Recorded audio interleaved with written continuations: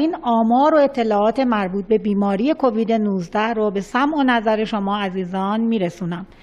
تعداد بیماران شناسایی شده طی 24 ساعت گذشته بر اساس معیارهای تشخیص قطعی 2685 نفر گزارش شدند که از این تعداد 1423 نفر در مراکز درمانی بستری شدند.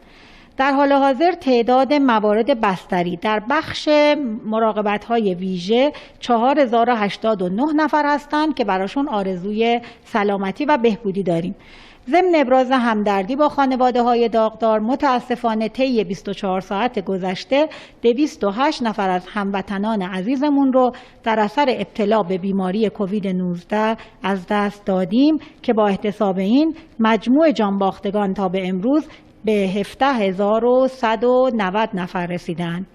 مجموع موارد شناسایی شده تا به امروز 309437 نفر هستند که از این تعداد 268102 نفر به لطف الهی و تلاش شبانه روزی کادر بهداشت درمان بهبود یافتند.